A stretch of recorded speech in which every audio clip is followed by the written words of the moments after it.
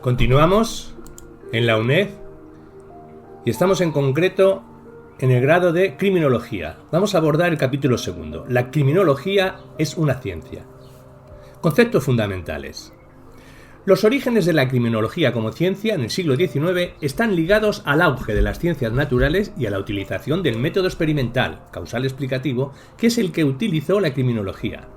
La criminología es una ciencia empírica e interdisciplinar que mantiene su autonomía respecto a otras ciencias, a pesar de que ha habido sectores de la doctrina que han criticado su carácter científico. La criminología mantiene unas estrechas relaciones con las denominadas ciencias madre, sociología, psicología, con el derecho penal, la dogmática y la política criminal. Hablemos de los orígenes de la criminología como ciencia. Estudios sobre el delito o aspectos concretos del mismo se llevaron a cabo con más o menos éxito antes del nacimiento de la criminología para averiguar sus causas y poder prevenir la delincuencia. Estas investigaciones sobre el origen del delito se realizan por los autores de forma aislada. Con el avance del conocimiento, este estudio se va sistematizando y surgen disciplinas que se ocupan del estudio del delito y del delincuente, entre las que se encuentran como antecedentes científicos del estudio del delito y del delincuente la fisionomía y la frenología. Hablemos de ellas. La fisionomía. La fisionomía era un conjunto de estudios dirigidos a descubrir las cualidades de los hombres por medio del examen de su anatomía. La realización de caracterizaciones fisionómicas es muy antigua. Retratos y descripciones de personas individuales, retratos genéricos de hombres, mujeres y también de pueblos aparecen ya en la Ilíada de Homero y entre otras obras. En la literatura española figuran descripciones fisionómicas en el Quijote, en la Celestina, en el Lazarillo de Tormes. Esta disciplina adquirió importancia en el siglo XVI. Su objetivo era relacionar ciertos rasgos físicos con el comportamiento.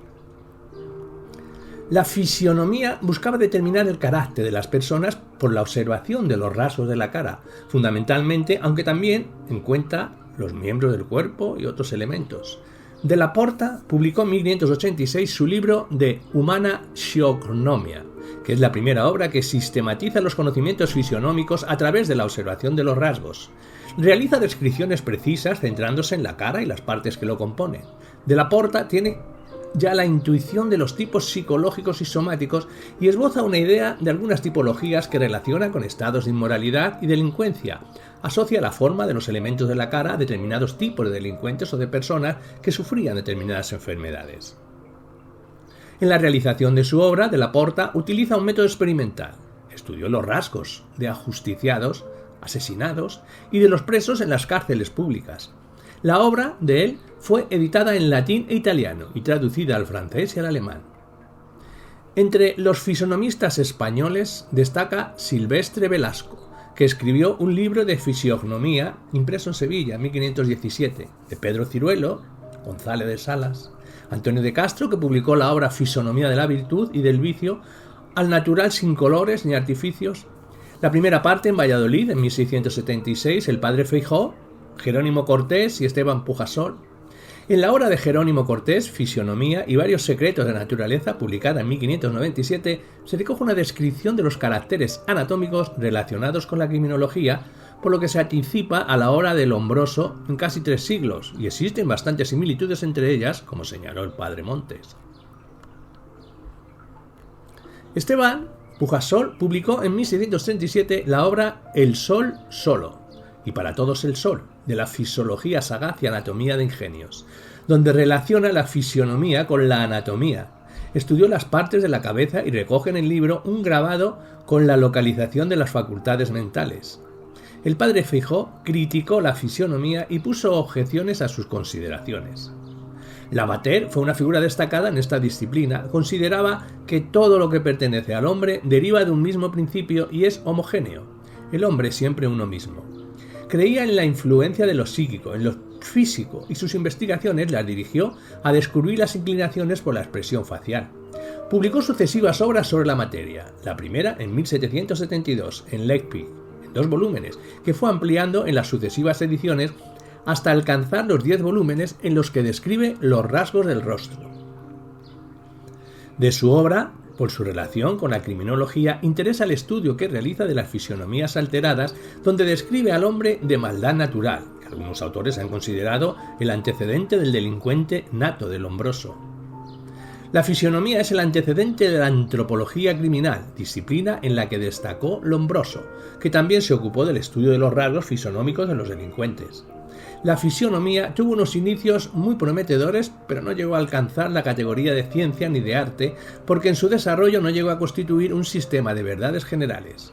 A mediados del siglo XIX, la fisionomía deja de tener interés y es reemplazada por la frenología, que incluye dentro de ella la fisionomía. Hablemos ahora de la frenología. Basándose en la fisionomía, buscaba el carácter y las cualidades de las personas que influían en su conducta y concretamente en el área criminológica, las que tenían incidencia en la conducta criminal. La frenología estudiaba el carácter y cualidades de las personas a partir de la morfología del cráneo y sus funciones. Cada función anímica se localizaba en una parte orgánica del cerebro y en el cráneo se manifestaban signos externos de dichas funciones, de tal modo que observando el cráneo puede llegarse a conocer la organización cerebral y el comportamiento humano, una de cuyas manifestaciones es la conducta delictiva que se explicaría por las malformaciones y disfunciones cerebrales del delincuente. Los frenólogos dividían el cráneo en regiones que identificaban con determinados órganos del cerebro, en los que se encontraban sentimientos como la agresividad, la cometividad, la benevolencia. Precursor de esta ciencia en España fue Juan Huarte, de San Juan, que escribió la obra Examen de ingenios para la ciencia, editado en 1575, que supone un avance en la fisionomía. Realiza estudios sobre temperamento y carácter y asocia cada uno de los 4 temperamentos conocidos, colérico, flemático, sanguíneo y melancólico, con unos caracteres y cualidades. Estudió la influencia que ejerce la alimentación en el temperamento y en la inteligencia. Desarrolló una etiología del delito en la que estudia la herencia, el temperamento y las pasiones. El iniciador de la frenología en el siglo XVIII fue Franz Joseph Gall. Consideraba que el tamaño y la forma de un órgano cerebral, siendo todo lo demás igual, es medida de su potencia y se manifiesta por la superficie exterior del cráneo. Gall observó las regiones más abultadas del cerebro y las relacionó con los instintos criminales. Consideraba Gall que la frenología se componía de 2 partes, psicológica y organológica. Las investigaciones se realizan sobre la anatomía y la fisiología comparadas que permiten llegar al conocimiento del hombre moral e intelectual.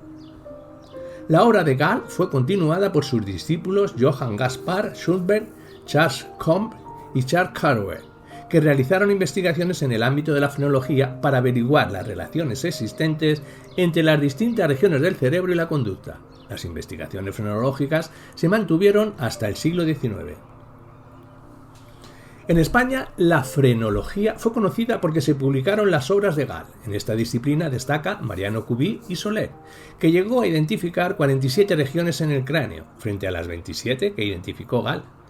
Cuví y Soler escribió la obra Sistema completo de frenología, donde reconoce que la fisionomía es una parte de la frenología. Llevó a cabo sus investigaciones con un método experimental, examinando y palpando los cráneos de las personas a las que se realizaba el estudio. Examinó muchas cabezas de presos en diferentes ciudades y países e intentaba descubrir algún elemento que los diferenciara de las personas normales. Es el primer autor que esboza la teoría de la antropología criminal y 30 años antes que Lombroso, en 1849, hace referencia al criminal nato, al que considera demente. La idea y el desarrollo de la escuela positiva o de la antropología criminal de Lombroso. La predisposición del sujeto a la criminalidad está en la obra de Cuví. Cuví puso de manifiesto que la frenología descubrió que las manifestaciones del alma dependen de la organización cerebral y que si esta organización no se mejora en algunos seres o se les permite reproducirse, el alma manifestará en ellos aberraciones que llamamos verdadero crimen. A estos hombres los consideran dementes. Estas personas nacían con un desarrollo desmesurado de la destructividad, acometividad o combatividad, adquisitividad, secretividad y amatividad, con la parte moral y la razón más defectuosa, y que estos rasgos constituían la personalidad del ladrón, del asesino, del violador y otros criminales. La frenología permitía conocer a estos criminales antes de haber cometido un delito. Cuví consideraba causas del crimen, en primer lugar, la falta de educación moral, intelectual y animal de la muchedumbre, por lo cual no tiene inteligencia ni imperio sobre sí para evitar la multiplicación de criaturas humanas que han de salir necesariamente mal conformadas, miserables, pobres, infelices, es decir, criminales natas. La teoría criminológica de Cuvier, antecedente de la teoría del criminal nato, consideraba el delito como una enfermedad. En sus investigaciones utilizó el método experimental, recorrió los presidios y penitenciarías examinando los cráneos de los internos para conocer su conformación craneana y para descubrir sus caracteres. Cuvier y Soler estimaban que ciertas deficiencias o anomalías en los órganos cerebrales podían influir en la conducta criminal, pero que estas tendencias criminales podían ser modificadas. Consideraba Cuvier que en los casos del hombre dementes, que son los denominados por Lombroso, criminal nato, los castigos eran injustos e inútiles, porque no había voluntad. No existe responsabilidad ni posibilidad de corrección ni de enmienda. Cuvier no expuso su teoría criminológica de forma sistemática y ordenada, pero la misma se recoge en sus obras. Lo importante para la frenología es averiguar las causas del delito para impedir o corregir sus efectos. Se aprecian aquí elementos preventivos de corrección y enmienda. El fin de la frenología, que coincide con el de la criminología, era conocer las causas del delito para impedir su comisión o bien corregir al delincuente, dominar sus ímpetus y encauzarlos a hacer el bien en lugar del mal. Describe los signos frenológicos de algunos delincuentes como los asesinos, ladrones, infanticidas.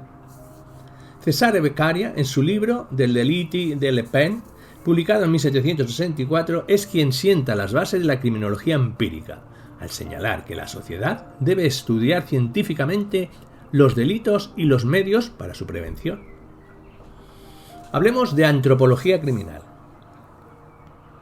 Lombroso se ocupó de la antropología criminal dentro de la escuela positiva. Cesare Lombroso estudió medicina, su trabajo como médico le permitió iniciar su investigación sobre el hombre delincuente al ser nombrado director del manicomio de Pesaro en 1871, puesto desde el que entró en contacto con locos y delincuentes. Pudo aplicar el método experimental al estudio de 400 reclusos. Lombroso, debido a su formación médica y a su profesión, estudia el delito aplicando conocimientos anatómicos y fisiológicos, de acuerdo a su época, donde triunfaban las disciplinas naturalísticas. Tuvo clara la necesidad de aplicar el método experimental positivo propio de las ciencias naturales al estudio de la medicina y de la delincuencia. Lombroso se inicia en el estudio del delincuente a través de su contacto con los enfermos mentales, al observar que no es fácil distinguir al alienado del delincuente, y para él este hecho se presenta como un problema fundamental. En sus estudios se centra en describir signos externos que diferencian al sano del enfermo, a la persona normal del delincuente. En 1870, durante el estudio del cráneo de Vilella, un famoso criminal, descubrió en él mismo una pequeña fosa occipital que se encontraba en el hombre primitivo, en nuestro antepasado, pero no en el hombre contemporáneo, lo que le llevó a pensar en el origen atávico de la delincuencia. Sobre estas hipótesis realiza sus investigaciones para conseguir demostrar el origen atávico de la delincuencia. La obra más conocida de Lombroso fue L'Uomo delinquente, cuya primera edición se publica en 1876. Para Lombroso, la observación y la medición debían ser el método a seguir en el conocimiento criminológico que debería sustituir a la racionalidad y a la especulación, características del mundo jurídico, y esto convierte a la criminología en una ciencia empírica. Lombroso publicó 5 ediciones. Dell'Uomo delinquente, en la última edición, recoge su teoría criminológica completa. En las 3 primeras ediciones se dedica al estudio del delincuente nato. Los tipos delincuenciales aparecen en la 4ª edición. Lombroso afirma que los delincuentes son físicamente distintos a las personas respetuosas con la ley. Creía que había ciertas características que diferenciaban al delincuente del que no lo era, y busca las anomalías en el rostro del delincuente, pero también en la cabeza y en el resto del cuerpo. En 1880 fundó la revista Archivo di Psichiatria, Antropologia Criminale e Scienze Penali per servire al estudio dell'uomo alienato delinquente, donde publicaba sus investigaciones y contribuyó al conocimiento y divulgación de las ideas y la teoría de escuela positiva.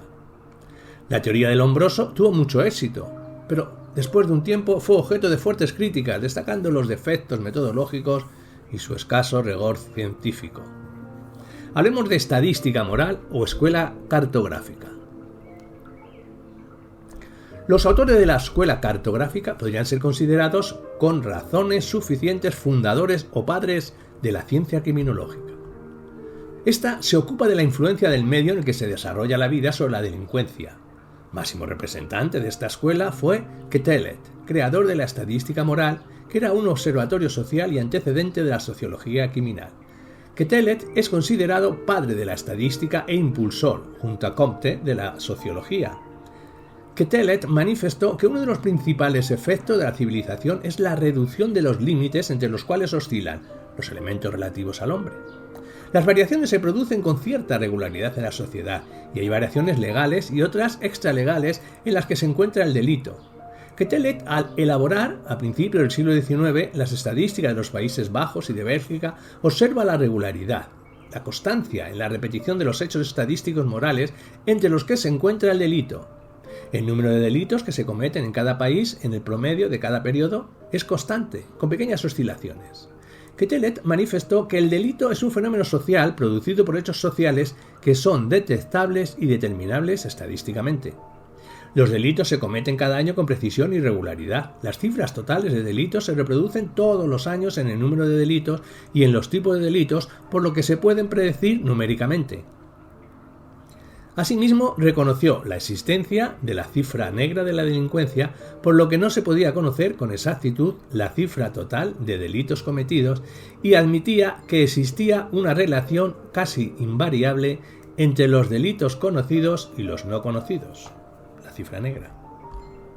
Quetelet formuló las leyes térmicas que establecía el tipo de delitos que más se cometían en cada estación del año. La importancia de esta escuela, al considerar que el delito es un fenómeno social, sentó las bases de la sociología criminal y la utilización de un método experimental, la estadística, de gran importancia en el estudio de la disciplina, que confirmaba la criminología como ciencia empírica. El delito es una magnitud constante y regular, se repite con una periodicidad constante en virtud de unas leyes sociales que el investigador debe descubrir y formular, por lo que es posible predecir con exactitud el volumen y la tipología de los futuros delitos. Entre ellas están las leyes térmicas. La estadística demuestra que el crimen es un fenómeno social normal, inevitable, necesario y constante, como la tasa de nacimientos y de defunciones. El método estadístico es el único adecuado para la investigación del delito como fenómeno social de masas. Guerry, continuador de la obra de Quetelet, estudió las estadísticas criminales de Francia, Inglaterra y otros países europeos durante 30 años, y con ellas realizó los primeros estudios cartográficos, las cartas de la criminalidad, donde recoge la correspondencia, la constancia de cierto género de delitos en determinadas regiones. Del análisis estadístico y geográfico obtuvo el reparto de la criminalidad contra las personas y el patrimonio en las diversas regiones del país, que correlacionó con el factor climático. Guerry, junto con Lassagne, utilizaron la estadística descriptiva para llevar a cabo la descripción de los delitos y diversas variables y circunstancias de los mismos. Rabson se ocupó del estudio de las estadísticas judiciales inglesas, de las que extrajo la conclusión de que la delincuencia es mayor en las grandes ciudades que en las zonas rurales. Fletcher estudió la relación entre la instrucción, educación y delincuencia, y Mayher, para conocer la realidad criminológica, realizó estudios de campo, método que siguió más tarde la Escuela de Chicago. Además del análisis y estudio de las estadísticas oficiales, recogió información directa en la calle y llegó a la conclusión de que el crimen no es fruto de la relajación moral, sino de las condiciones sociales. Las críticas realizadas a la escuela cartográfica fueron la de determinismo, que utilizaba en el estudio de la delincuencia y que consideró el método estadístico como el método criminológico al que atribuyó valor etiológico, en lugar de considerarlo un instrumento de medición de la delincuencia. A pesar de estas críticas, sus influencias fueron decisivas en el estudio de la delincuencia con un método experimental y además contribuyó al estudio social y no individual de la delincuencia. Hablemos de la escuela positiva. Ferry se defendió de las críticas que recibió la antropología criminal y señaló que el estudio de cráneos y cerebros fue una parte secundaria de la escuela positiva. Lo importante fue el estudio de las causas del delito de carácter individual, físicas y sociales. A pesar de las críticas, la principal aportación de Lombroso a la criminología fue la aplicación del método científico, utilizado en las ciencias naturales y basado en la observación. al estudio de la delincuencia. Lombroso tiene como mérito el número de hechos reunidos, la realización de investigaciones durante muchos años, de acuerdo con un plan diseñado y con la interpretación de los resultados y de los hallazgos encontrados. Ferri, representante de la escuela positiva, escribió: la escuela criminal positiva no consiste únicamente en el estudio antropológico del criminal, pues constituye una renovación completa, un cambio radical del método científico en el estudio de la patología social criminal y de los que hay de más eficaz entre los remedios sociales y jurídicos que nos ofrece. La ciencia de los delitos y las penas era una exposición doctrinal de silogismos dado a la luz por la fuerza exclusiva de la fantasía lógica. Nuestra escuela ha hecho de ello una ciencia de observación positiva que, fundándose en la antropología, la psicología y la estadística criminal, así como el derecho penal y los estudios penitenciarios, llega a ser la ciencia sintética que yo mismo llamo sociología criminal. Y así, esta ciencia, aplicando el método positivo al estudio del delito, del delincuente y del medio, no hace otra cosa que llevar a la ciencia criminal clásica el soplo vivificador de las últimas e irrefragables conquistas hechas por la ciencia del hombre y la sociedad, renovada por las doctrinas evolucionistas. Jiménez de Asua consideraba que una de las características de la escuela positiva fue la utilización del método experimental.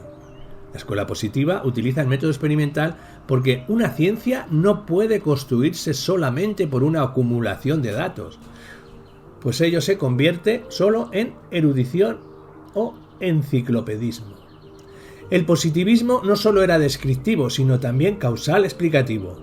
La causalidad le resultaba esencial para la explicación del mundo, pero la crisis del positivismo devino por los cambios en las ciencias físicas hasta en las estéticas al cuestionar que los conceptos considerados rígidos ya no lo eran y podían ser intercambiables.